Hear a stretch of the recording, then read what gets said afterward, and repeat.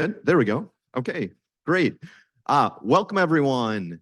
Glad to have you here today. My name is Nate Olson. I'm the interim director of the KIE Institute of Ethics. I'm really excited to have you all here today for today's event.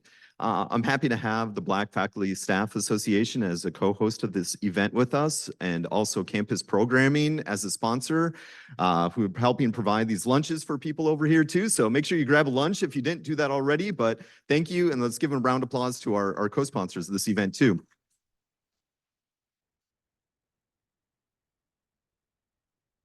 So today's discussion, we're on Zoom here too, and we're recording today's event. It will be posted onto our KIE Institute of Ethics YouTube page next week. So if you want to go back and look at things, it is a recorded event to let you know that it'll be up there too for this. Please come grab a seat. We've got a few seats in here too. I'm glad to see you all here today. And if you follow us on social media, which I hope you do, we'll also post the link there to let you know where it is in the future. So I also want to remind you, this is one of many Black History Month events happening on campus this month. So after this event, please get out to another one. There's so many things going on and so much work going into planning this wonderful slate of events this month. Okay, I'm happy to introduce our speaker today. Dr. Rhonda Dugan is Associate Professor of Sociology at CSUB, where she's been a faculty member since 2005. Dr. Dugan graduated with a BA and MA in Sociology from Illinois State University and earned her doctorate in Sociology from the University of Illinois, Chicago. Her teaching and research interests focus on race and racial dynamics, as well as Black identity, culture, popular culture, and research methodologies. In 2019-2020, Dr. Dugan was awarded the Millie Ablin Excellence in Teaching Award at CSUB. She's a committed scholar and teacher, as many of you all know, and does many other things on campus too.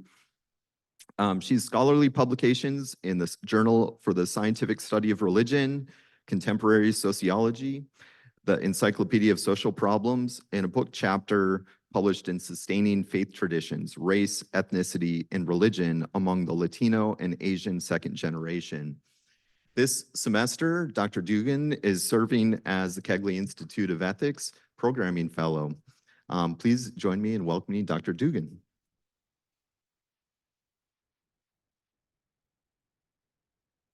Good afternoon, everyone. Thank you, Dr. Olson, for that introduction.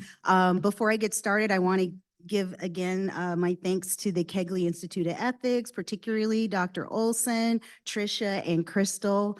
I've learned that being a program fellow this semester, there's a lot that goes on in the background. So I truly appreciate the efforts that people do to put something on like this event. I also want to thank Thomas in the back for doing IT.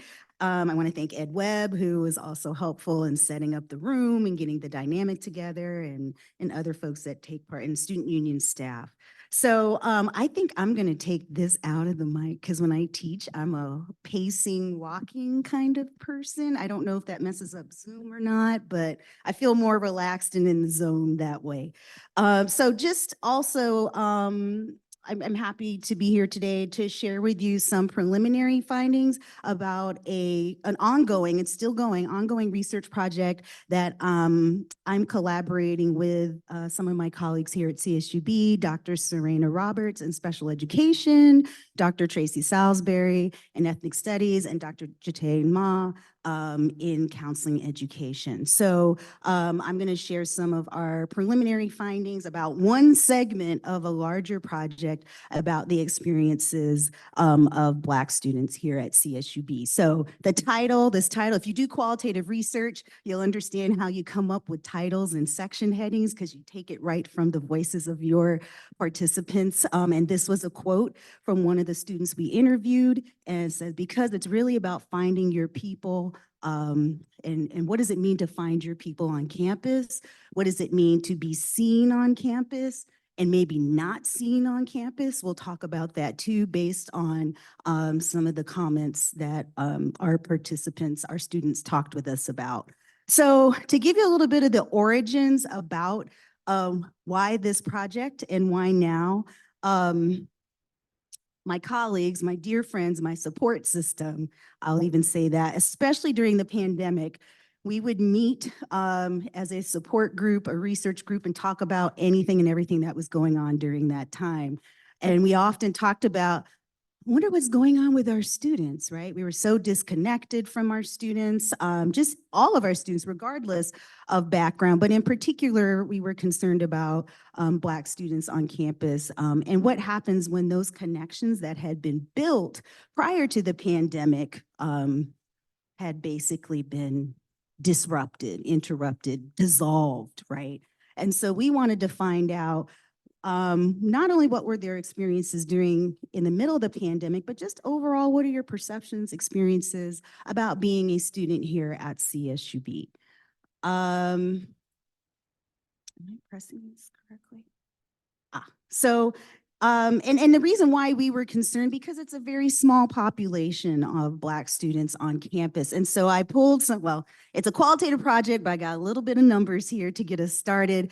So here's some data from the IRPA public dashboard. I just pulled these numbers a couple days ago, just to show you what's the percentage and numbers of Black students at CSUB. So you can see I got 2019 in there, the last pre-pandemic year, and it's hovered around 4 to 5%. And the fall 2023 data that just came up, so at 4%. So it's held steady, dropped a little, but in terms of numbers, you can see some fluctuation and a little bit of increase. So these numbers become important for us because we want to understand, with such a small population, right, of Black students on campus, what are their experiences like, right? And also try to build those numbers up too. So this is just strictly head count, right? None of the FTES and other calculations that we do here on campus.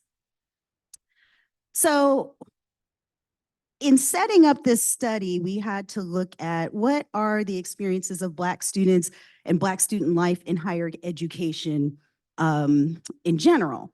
And so we drew from a number of existing literatures that look at, in particular, the type of school, the type of institution where students are earning their degrees. And so there's a body of research that looks at Black, and we say, and I'm going to use Black, African American, just to highlight that, and particularly for our students, they self-identify in either of those ways. What are the experiences of Black students at what are predominantly white institutions, historically white institutions, and HBCUs? So there's a lot of research out there looking at those experiences of students that will focus on what are their experiences of racism and racial microaggressions. And it doesn't necessarily mean, oh, that's only at PWIs and HWIs. Those things can happen as well at an HBCU. So it's not necessarily just solely white institutions. Gendered and racial microaggressions. So how do the intersectionality, right, how your gender and race might fit in there? There's some research that looks at economic positioning of students as well. Racial identity of formation, right? How does that operate? How do Black students see themselves, right? How do they develop a self-esteem? How do they see themselves in relation to others, right? In terms of their identity formation and how that can fluctuate across their experiences. And then I'm gonna get this in here, right? What is the significance of Black cultural centers on campuses? So there's a little bit of a support. I see you tomorrow, to show how important Black cultural centers are, not just for being spaces of contributing to that identity formation, but also in terms of places to get information, support, rest, right, between classes, whatever that may be. So this is a big body of literature that we reviewed that helped us to think about our own work. What's particularly interesting is now there's emerging research about Black African-American students who attend what we call minority serving institutions, majority minority institutions, MSIs, right? Including Hispanic serving institutions and other types of minority serving institutions like AA and API. So what does that look like when Black students attend a university where they're, for lack of a better way of saying, a racial minority within a racial minority institution, right? Where they're not part of the majority minority. And so this is where we hook our ideas onto to think about what are the experiences of our students being at an HSI, right? Like CSUB. Some of the literature looks at our students, for lack of a better way, afforded protections from microaggressions because they're at a racial ethnic minority institution, or can those things still happen, right, at a majority minority institution? So to sum that up, that leads us to our research question, right? And a holistic one. We are interested in the academic, extracurricular, and interpersonal lived experiences of Black African-American students who attend a Hispanic serving institution. So with that question in mind, we wanted to talk to students to hear their voices, right, about their experiences on campus. And this type of research, doing qualitative research, it allows the students to not just have their voice be heard, but also be co-collaborators, right? Co-constructors of knowledge, right? Rather than just saying, we have this data and here's what they told us. They can help us knowledge build, very epistemological in that way. So research design, very quickly. So the idea of doing this research wasn't to make any predictions, say, here's what we think is happening with Black students. Again, hearing their voice. So I'm going to get a little nerdy with my research methodology here, but it's important to know, to give you context. So this is interpretive phenomenological approach. So when we say phenomenological, that means what's the phenomenon at hand? What's under study, right? And so we're looking at, based on that question, those lived experiences for Black students at CSUB. So there's no hypothesis testing here. We just jump in and get the data. So our population, rather than saying, you know, we allowed students to self-identify, right, and say we want to be part of the study, then, you know, sort of just letting them express the ways that they see themselves in terms of identity. We used what is called availability sampling, purposive sampling. These are non-random procedures where, for instance, right now, I'd say if there's any students who want to participate, contact us after contact Dr. Roberts after the presentation, right? So walking up, handing out flyers, posting flyers, what have you, in order to find our interviewees. So we did what are called semi-structured interviews. We have some set questions we want to ask, but we also allowed the interviews to take their own path based on what students shared with us. So because we started during the pandemic, we were doing Zoom interviews, but fortunately we've been able to shift where we can do some in-person interviews as well. So again, we have students say which one they prefer, and we go along with that. So our questions were focused on 4 areas. So what is campus life like in terms of your academics, which was classes, major, opportunities, advising. Then we looked at campus life in terms of connectedness. How do Black students feel connected just to the university in general, as well as how do they feel connected to other Black students on campus and seeking those connections? So got to talk about it because it came up. It's going to be a little uncomfortable based on some of the quotes that I will share with you, but I am here to say that students, Black students on our campus have had some experiences that are racialized, microaggression, anti-Black, and I will share some of those things with you as well. And then lastly, because of the pandemic and these other factors, we also wanted to know about our students' overall well-being, emotionally, physically, spiritually, and the things that they did to take care of themselves, right? So those were our 4 interview areas. So one thing I do want to say, because of the small number of students on campus and then the small number of participants we have in our study, there are some places where I'm intentionally vague. And that is because I want to protect the identities of the students that are in our study.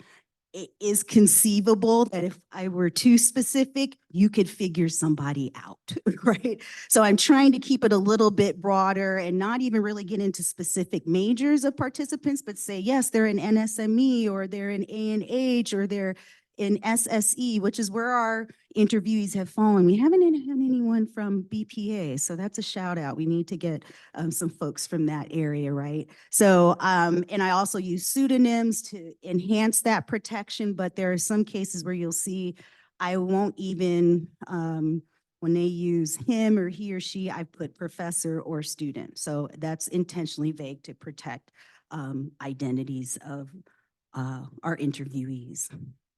So let's talk about a little bit some points that have emerged in our research so far. So what is Black student life like?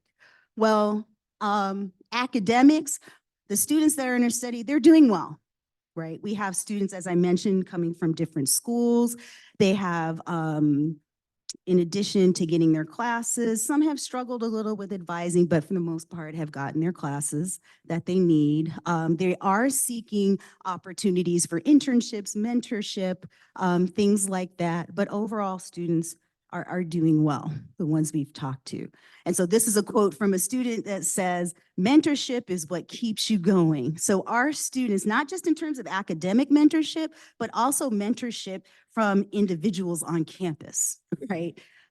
Whether they're within their academic interest or have nothing to do with their academic interests, Black students are finding mentorship. And there's folks in this room whose names were specifically mentioned who have been important in our interviewees' lives. So I just want to put that out there, and names were mentioned. But that mentorship is related to this idea of that connectedness that we wanted to find out. Also, students we interviewed are heavily involved in leadership on campus, particularly with student clubs, being members of student clubs, ASI, very active. So a quick rundown. So Black Student Union, African Student Association, Excel Scholars, Anime Club, Sociology Club, Campus Gamers, and there's more, right? That's just a few. So that's important. And one thing I forgot to mention, when we talk about Black students at CSUB, I'm including both Bakersfield and AV. So we did not leave AV out, so they are included in this, and we have a couple participants from that campus. So lots of leadership and involvement, which again is helping to that connectedness, particularly as we emerge out of the pandemic. So of course we asked, what are some things you would like to see as a Black student on campus? So this is what we call the Black student wish list, right? So straight up, I would say every interviewee so far has said, we want to see more Black faculty and staff on campus. That was just flat out first answer, first line, first response, right? Again, that connectedness. And I'm gonna say it again, Black Cultural Center, right? That helps that connection, bringing more Black faculty and students and staff to campus. And then the last 2 points, there's this idea, and this is where I'm gonna hook the rest of my presentation today is on these last 2 points, is students talked a lot about being seen and seeing others like them on campus. Where sometimes it's like, where are the Black students? But then other times, wow, I see someone like me. And this seeing others like them relates also to that wish list, right? So there's an overlap here. And then lastly, students talked about racialized interpersonal experiences, whether it's in the classroom, on campus, in person, virtual. They have had experiences where they were kind of questioning, I think that might have been racist, right? And I'll talk more about that. So it's these last 2 points I want to focus on for the rest of my presentation. And there's going to be quotes, and we're going to hear the voices of the students themselves. So this connectedness aspect, this came up a lot in interviews that Black students told us that we just want to see other Black students. Where are they at, right? Where are they? And what's interesting, this idea of connectedness has evolved since we started doing interviews, because it's gotten better because we're coming back to campus, right? So in the beginning, this comment, when we first started, it's a little wordy, but most of this is verbatim what students told us. So Calvin, pseudonym, said, I want to kind of make it a little more, bit more connected. I feel like a lot of us aren't really connected. Some of us are. There's a group of Black students that kind of just stick together. But honestly, the connect, I don't think it's good on campus right now. He was one of our earlier interviewees when we were still in this quasi-pandemic mode, right? I don't think there's a lot of participation in certain activities, and he even says it here. I think it might be a little bit of COVID related. So I think it could change, but for right now, it hasn't been the best, right? So this was one of our earlier interviewees. But then we have some other students, Hala, who says, I would say before Black History Month, I wouldn't see Black students. And I'm like, do we have Black students on campus? What is this? During the month of February, I got to see more people that look like me on campus. But after that, it's kind of died down. I know we do have a big population. I just don't know where they're at, right? So it's that quintessential idea of February. We have all these great events. Where did everybody go after the 28th, or in our leap year, the 29th, right? And how can we continue that?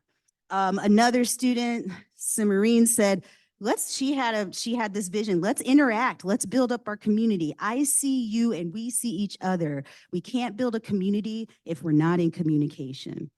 You know, just dropping gems of knowledge during the interview, right? So these students are wanting this. They feel like that's important. And I'll show the next slide in a minute why that is important. So they're seeking this community building.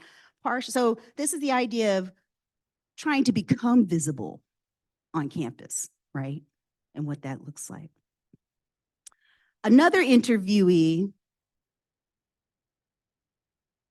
talked about the times when he does see Black students on campus and what that feels like, right? So this is a quote he says, a line from a quote that I'm going to share with you now. So this is just walking around on campus. I think we celebrate seeing one another more because our numbers are much lower. So when you see someone still in the fight, still traversing, it's like, oh yes, keep doing it. And in your mind, you're thinking, yeah, we're building that candidate pool. Like he's thinking about graduates, right? People being successful. But then you also think about, I wonder what they're going through to keep it going, right? So you're celebrating them. You're like, I want you to know I see you, keep going. So it's less numbers, but I think there's more connectivity. It's different, but it's good. So this was a later interviewee, right, who has a different perspective. So I think the timing of doing our interviews as well as people coming back to campus and engaging. But I love this quote because he's thinking, I see you, right? But I also want to make sure you're okay, even though I don't talk to you, right? And get that vibe. So Eddie had a great comment there. So extending this idea of visibility, and some of you in the room might know what this is getting at, when you're the only one, right? So there are many of our interviewees would talk about, I'm the only one in my class, right? So Simarine says, and this relates to this idea of being visible, and I'll talk about how that might lead to invisibility in a moment. But she says, I mean, even in classrooms growing up, so she's reflecting about her K through 12 experience, maybe 3, max 4 Black students in the classroom. So like the cycle just kind of continued, but like now it's even more spread out. Like literally I'm one of 1 or 1 of 2 Black students. And I'm like, what is going on, right? She's just puzzled, right? Even in this context that she is often the only one in her classes. And again, I'm not specifying majors or anything. And some of them just talked about that and just said, in my classes in general, whether it's major, gen ed, I'm often the only one, right? So she's trying to figure out what is going on. So Rachel, another interviewee, talked about when she is the only one in the classroom and talks about a specific experience she has when the topic might be race related, maybe specific about Black history, something like that. And Rachel says, they're talking about what's going on in the past. And I being the only one in there, or like one of the few, sometimes the teacher is like super apologetic. They have to talk about it, but I'm like, it's okay. Please don't keep looking at me, right? They feel like because it's discussions about race, the student feels isolated, single out, and staring at it. So the interviewer asks, so the professor is looking at you, or do you think the students were, or both? And Rachel says, it's both. Yeah, I guess for them, it's kind of a sensitive topic. So it's like they don't want to be offensive. And she's saying it's offensive towards her. And she gets it. It's understandable. I keep making eye contact with people and she's laughing, talking about it, right? And she's like, I'm looking straight ahead, like, oh, please don't ask me anything because I am the only one. Like, I will sit on the far side of the room or in the back or in the front where I can't see anyone. So she's actually using strategies in the classroom where to sit so she doesn't feel focused on. Not even thinking about what she has to learn, she's just thinking strategically, where can I be so I don't feel like I'm focused on, right? So I will say I was the interviewer in this case, and she did take it in stride and she laughed about it and kind of was like, well, you know, but this is a very telling statement from Rachel. And I suspect there are other Black students on campus who have felt the way. I had that when I was in school. Asked something in an anthropology class about Africa, and I said, I'm not from there. I can't tell you what's going on. My mom is actually from Britain, West Indian Britain, so I can't tell you anything, right? But those things do happen, and in Rachel's experience, and I suspect others, that's happening here at CSUB as well. So there's this idea of students wanting connectedness to be seen, but then in the classroom experience, they are seen, but have to do all these dynamics and strategic sitting in the class strategies, right, to not be focused on. So another, I guess, a sub area that is students talked about when there is more than one, right? When there is at least another Black student in the class with them. So Calvin says, the only Black person I've had in a class with me was in SME class. I was able to connect with the student. I sat by that student all the time and he was laughing because he wanted to be, so in the previous slide, Rachel's trying to figure out where to sit so she's not stared at. In this case, Calvin's like, I see another Black student, I'm gonna be right up next to them because I want to feel connected, right? So he says, because it was just, you know, I don't really have a lot of Black people, you know, in the NSME field. I feel like it's mostly Black students I meet, they're in business or something like that. So some of our interviewees were in NSME majors where they were the only one. But I like this quote because he was seeking that connection, and he did talk a little bit more, saying he felt like maybe he was bothering this other Black student a little bit, but he is yearning to sit next to her to have that connection because typically he is the only one, right, in his classes. So another student, Talia, talked about when there's more than one Black student in the class, but a very different experience compared to Calvin.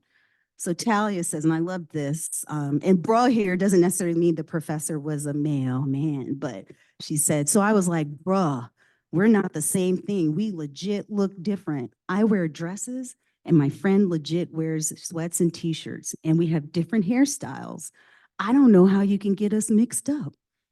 We kept correcting the professor. I don't know if the professor did it on purpose, but like that did not make me feel comfortable in the class when we corrected them. Like I don't understand because the professors would give our papers back correctly. So the professor knew them, but also was mixing them up. All right, this interviewee, she said that she had an afro. Her Black friend in the class had dreads, completely different hairstyles, right? How could you mix us up? But yet you knew the correct papers, right? So something's funny's going on here. And Talia is picking that up, right? So in some cases, it's having another Black student in the class. These are very different experiences, right? When there's more than one seeking that connectedness, but also look what happens when there's this, the colloquial idea, the anecdotal idea that we all look alike, right? Even when it's clearly not the case. So these are some of those experiences, again, with this visibility. This is an example of being seen and unseen at the same time for Talia. So here we go. So building on, if those quotes weren't enough to understand racialized experiences, this section talks more about the ambiguous nature of feeling that maybe something racist did happen, but I'm not sure, right? Elements of colorblind ideology also infused in some of the quotes that I'm going to share with you right now with student experiences. And some of these experiences are in the classroom. Some of them have occurred outside the classroom, some with professors, some with students, right? Some with staff. So Hala says, and when we ask the questions and reading the data, there's always this hesitancy at first of like, I don't think I've had anything happen to me. And then we're like, okay. And then to go, well, you know what? There was this one time, right? And I think this highlights the idea of these, it's not overt, clearly explicit experiences where it doesn't feel racial, right? But it very much is. So Hala says, I have felt racial discrimination. I can't think of an extreme case that comes to mind, but it's sort of a feeling where you know you're not wanted in any way. Not wanted in any way, I guess you say, or finding yourself in a setting where you don't feel accepted. This is a student here on our campus that feels this way, right? So she went on to talk about those, again, those experiences where it feels kind of like, nothing extreme, nothing explicit, no name calling, no slurs, anything like that. But what's telling in this quote that it's a vibe, it's a feeling that just can't really be put into words when you feel like you're not accepted, not expected to be in a particular space on campus. I love this one. So a student, Calvin, who I shared a quote a few minutes ago, it's a bit wordy, but he was talking about a situation where he was trying to fix something with his coursework and working with a professor and trying to figure it out, and the professor helped him out. But he says this, and then the professor was saying like, oh, I'm so disappointed in you. Like all this kind of stuff. I helped you through this whole thing and all that kind of stuff. And I get it. The professor did help me, but that was like how the professor did every student. And some of the things was saying, the professor was saying was just kind of like, I don't know if the professor just talks like that or if the professor just talks to students like that. The professor didn't say anything like racially. I don't know that. I might be just tripping. I just might be tripping. Which is for many people who have these experiences, it's never quite clear, right? When you're tripping, it's like, maybe I'm just reading the wrong, right? But I love that quote because it reflects this idea of Calvin and other students we talked to who are grappling, right, with this idea like maybe something racial, racist, anti-Black did happen to me, right? And interesting, Calvin said, I talked with my family about it, my mom, and then, he even said like, my family was like, well, maybe, the family was even having that, well, maybe it meant this, or maybe, all these different explanations to try and figure out why the professor had said that. And also saying, I'm so disappointed in you. Wow, that's a heavy quote to say to any student, right? But particularly a Black student who, as you saw earlier, was often the only one in his class, right?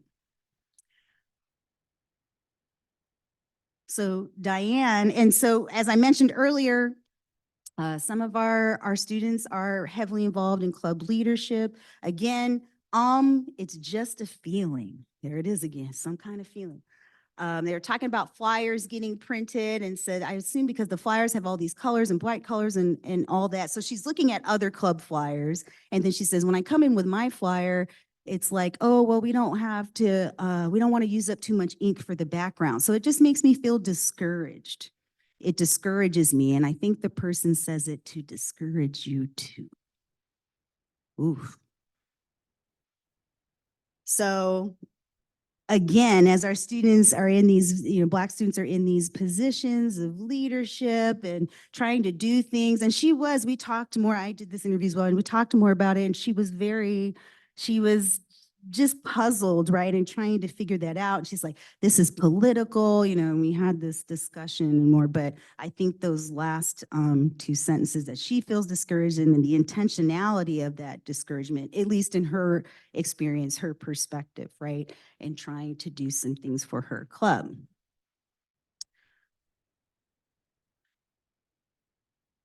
Here it is again. I don't know if it's racism, but it definitely felt like something undermining happening, right? Race-driven issue. So for sake of time, just very quickly, this was a quote from Eddie, who we saw earlier.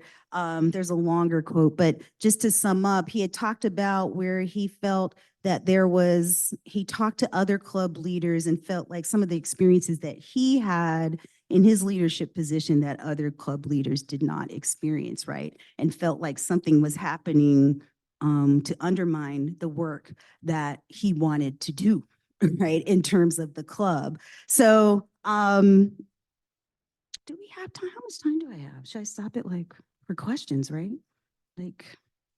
5 minutes? Okay. I might have to skip it. It's a good quote, but I do want to have time for questions or comments. So that's a lengthy, he was concerned. He said he was very concerned about that experience.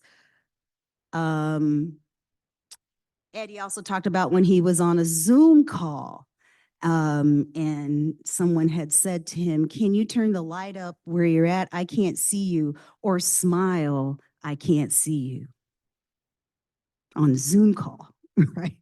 With other students.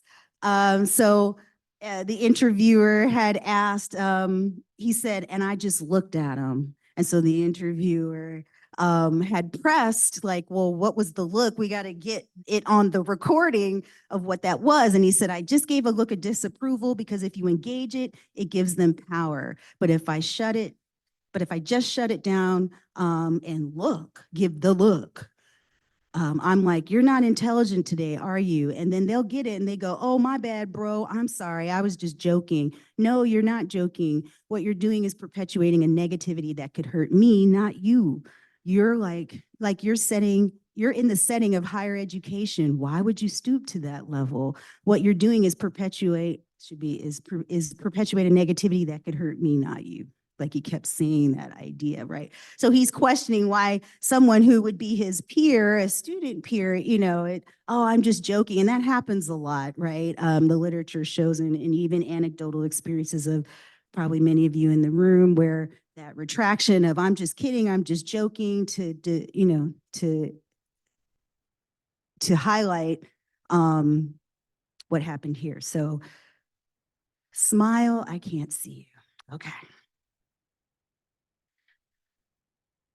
So what does this all mean? So right now, we're still in the middle of data collection. And for those of you who know about qualitative research or do it, you can start to formulate ideas while you're still in data collection and come up with some analysis. So right now, at this moment, this could change in 6 months, next week, right? That's how qualitative research works.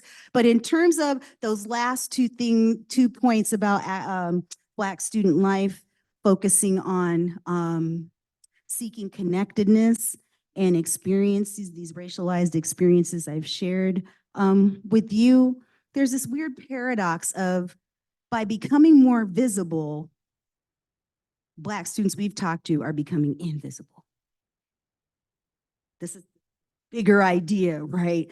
So we have all this data. What does all this mean? So this is what we're playing around with right now in the sense that I've been reading some work by a scholar named Ferryman who talks about this idea and in higher ed of thinking about these processes of racialization, hypervisibility, right, and social invisibility. So what does it mean to be seen on campus, yet at the same time, using examples from students that I just shared with you, actually leads to an increased invisibility, right? And invisibility here in the social sense, meaning that you're not seen, you're treated unequally, treated unfairly. You know, that comment comes to mind with Calvin say, I'm disappointed in you, right? Like those are things that invalidate people, that make them feel socially invisible, right? In an academic context. So forgive my mapping here. These are just things that are coming to mind. I may switch the order tomorrow, but I see this as, I hate to make it seem so linear, and I'm not good at like computer skills, so bear with me. Think of it as more of a loop, but you can think of it like this, right? Particularly for those experiences. So increased visibility on the one hand, that brings about that social connectedness. But when we think about those experiences that students had that are rooted in anti-Blackness, right? Increased visibility in spaces where they may not typically be seen can contribute to that social invisibility, which ultimately leads to feelings of exclusion, which is the antithesis of what we're trying to do here, right? And make people feel more included, and particularly our students, our Black students, feel more included, right, in their overall experiences in academic life at CSUB. So racialization, just to clarify, this is the idea of that all of us, each of us, experience racialization where, to keep it simple, we are categorized, right, into particular boxes, pre-existing boxes assigned into those categories, and then meanings are placed upon us, right? And it feels very individualistic, but actually this is also a very systemic process, institutional process, right? So even though we have these students telling us our individual, their individual experiences, we may also think about what is that rooted in the structures, right, of how things operate, and then how that occurs in terms of anti-Blackness and social invisibility. So that's where we are at this point. There's other areas we talked about I didn't cover if you have questions about that, but I really wanted to highlight this particular stream of data from and have our Black students' voices heard, and begin to grapple with why these things are happening right on our campus. So I will stop there. Thank you so much for your time and attendance today, and I'm open for questions.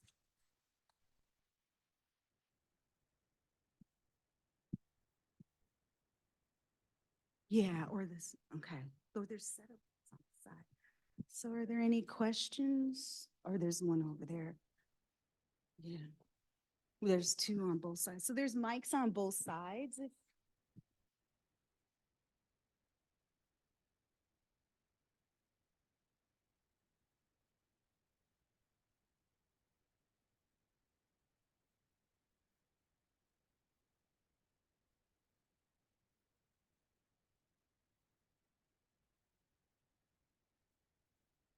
Thank you, Dr. Dugan. Thank you to students who accompanied us today. They're on their way to the next class.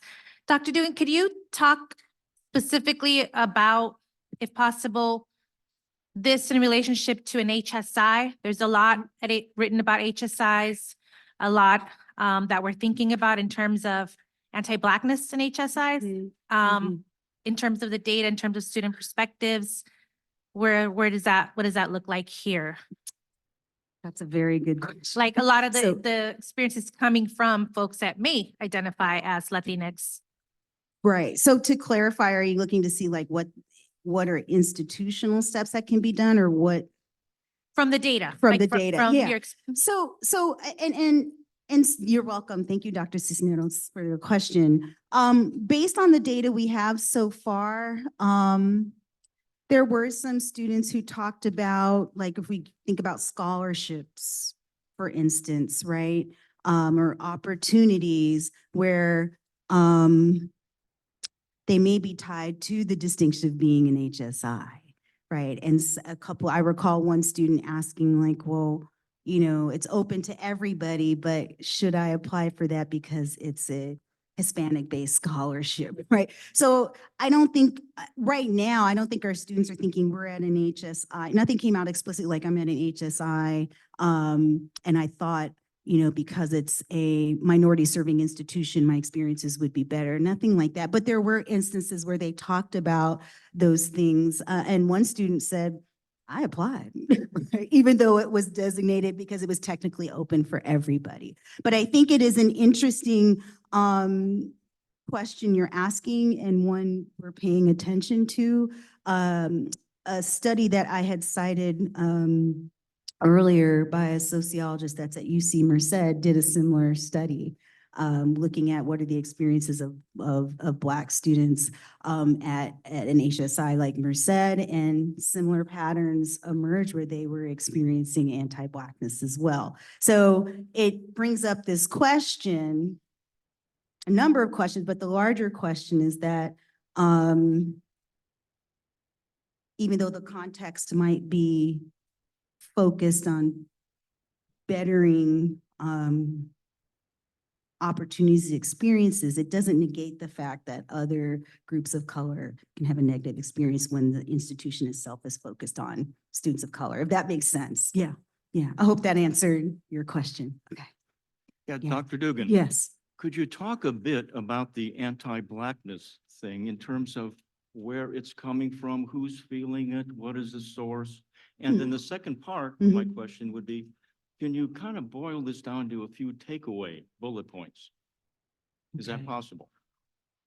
Yes and no, but I'll get, yeah, and no in the sense that we're still collecting data, so I can't give a definitive conclusion, right? But I think, I'll answer your second question first. Like, I think one of the takeaways is thinking about this idea of, we're playing around with this idea of visibility and being seen. There's something going on there, right?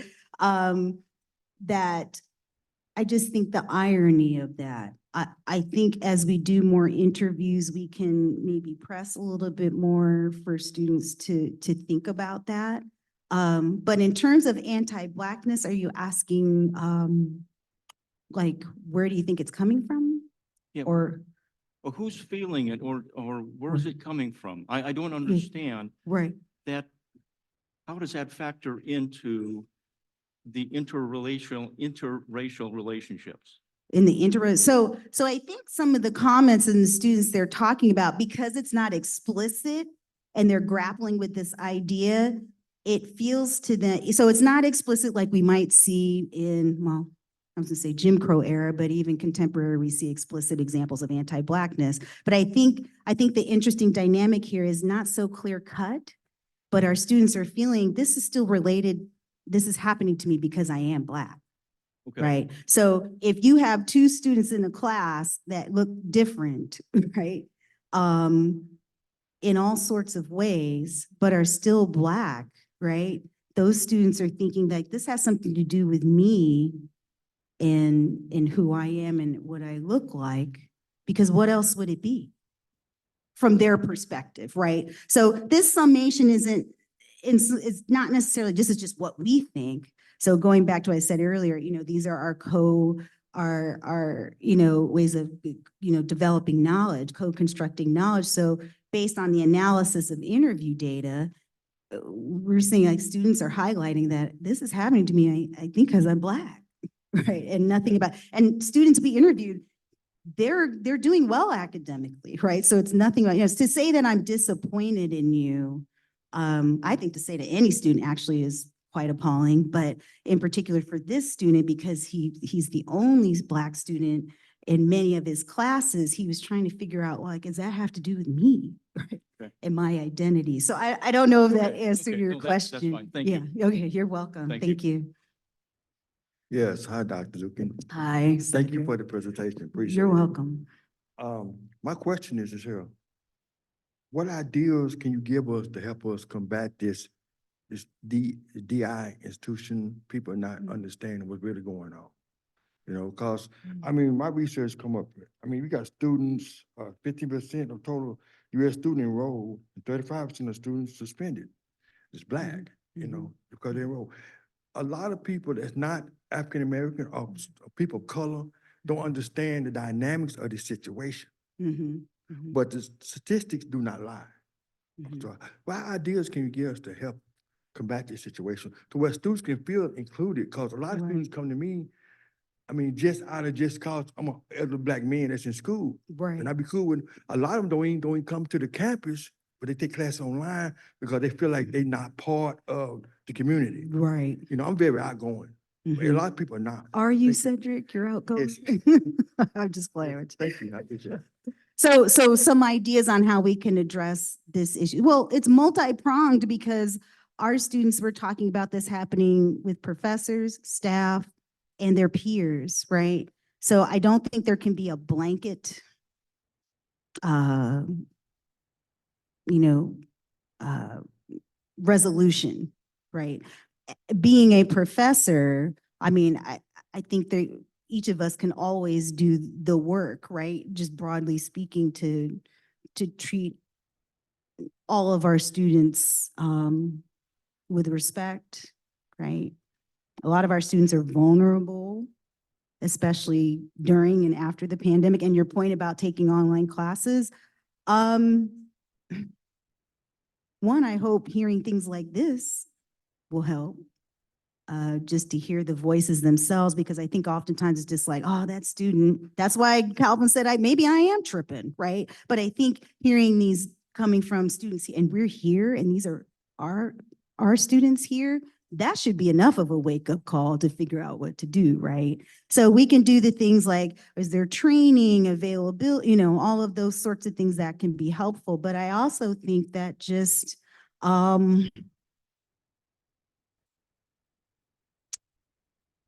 I think just, and this may sound a little, I don't know, I think just listening to our students, right? I think this is a really good start. But it may include like having more workshops, right? Maybe having more dialogues with faculty and students in that regard. I don't want to always, yes, institutional things can happen and put things in place, but I think sometimes just having very frank conversations, right? In a situation like this could help that. That's just off the top of my head. I'd have to think a little bit more. But I hope that these comments are stirring people in ways. And I don't want to say that, our campus doesn't think any of this happens, but I had to think about, how do I talk about this? Because we're in it, right? And some people might think those types of things don't happen. So I had to really think about, even preparing this, what do I share? And, so yeah, I hope that answers a little bit of your question. Yeah. Dr. Dugan, I Yes, just wanted to yes, mention too, sorry, yes. to our people on Zoom that they can also submit questions on the Q&A. So we'll take questions from Zoom too if we have it, but we can go Okay. next question here too. Hi, Dr. Dugan. Thank you Hi. so much for the presentation. It was You're wonderful. welcome. and Very informative as a new faculty on campus for me, right? To gain this perspective. I had a question about methods. Yes. A couple of questions Yeah. really. There. So one of them is, I'm a hire in the ethnic studies department. Ethnic studies sort of pedagogy instructs us to do something about racism, right? Not just teach about it. And so my question was, one, on methods in terms of how you generated the wish list, because that's very interesting to me, and it's like speaking towards resolution, right, and action. And so I'm just curious, as a fellow researcher of race and Sure. racism, how that process looked for you. And then second is if in this wonderful research that you're conducting, there's any thoughts or discussions about sort of participatory action research models that perhaps might enable or empower students to actually continue in the research process by by participating and sort of becoming activists in the seeking out the wish list, for example. Yeah, absolutely. Thank you. Great questions. One, the question was very straightforward. As a Black student, what would you like to see? I think, what would you like to see on campus? That there's no, what have you, just asked them, and that's, we're thinking of it as this wish list. the cultural center by far came up the most, right? I'm not just saying that to say it, but that's what came up. And the reasons are because of that connectedness, but also wanting to see speakers, interact more with faculty and staff on campus, bringing in speakers. Again, there was even this stress, like just to rest, like just to have a space to perhaps get away from some of the things I talked about on the slides, right? Like just to kind of regroup and recenter. So it was just a straightforward question, and that was the wish list. And those were the two of a few things, right, that come up, along with more opportunities for mentorship and experience. So the second question, no shock from an ethnic studies professor, like what are the next steps? We haven't thought about that yet specifically, but I do feel like once we have this all together, I think it is important to not only share this with our interviewees and students, but also faculty and staff on campus, right? Like what are, this is where praxis comes in, right? How can we take these ideas and put them to work and make it a more equitable and fair campus for Black students, and hope policies, experiences that get implemented help all students ultimately, right? But yeah, I agree. I hope this does spark some activity where it's not just this, but it's also not the student's responsibility to bear too. But I do get what you're saying. I think a lot of it also falls on us as an institution to make sure our students don't feel invalidated or not having a good experience on campus. Thank you. Question. Are there questions on Zoom? Oh, yes. Hi. I just wanted to echo everything that you were saying in the study, not just for myself, but other Black students I've spoken to. I tried bringing them to, there's organization we recently started, Black Women on Campus, and I really felt there's value in being in community. But then also looking overall, we have BSU, we have Excel Scholars, but there's still a strong disconnect with our students. They don't feel like they belong somewhere. And I feel like even myself, I sometimes will be the only Black student in the class, and not exactly how that other student felt. If I felt the same with myself as well. And I felt me being around other Black students that also have goals, being around also having Tamar as a leader and taking us in, I have that sense of community. And I think it echoes that we need a sense of community so that we can have a spot or space where we can engage together, because there's something about our experiences that's different than others. Just as well as, although we are a Haku institution, they also have their spaces as well. We need that because we are in a vulnerable space for our students and being able to feel visible and belong. That's all I had to say. And echoing what you said. Yeah. Thank you. Thank you, Manai. I appreciate that. And I think it's interesting. I think the idea of this community, and yes, students want to see other students, but I think students are absolutely not adverse to having staff and faculty be part of that community. So it's not like building a student community. Community is everybody, as they say, right? Everybody who is Black, right? And other people can be part of the community, but everybody who's Black on this campus can be part of that community, right? And I think that's something that's a really important dynamic of this idea of building and maintaining community, right? For Black students on campus. So I think that's it. Oh, okay. So we're right at time here. So thank you so much to Dr. Dugan. Thank you all. Thank you. Thank you all for coming. Grab a lunch on your way out if you haven't done that, or even if you have, grab one before you go. So thank you.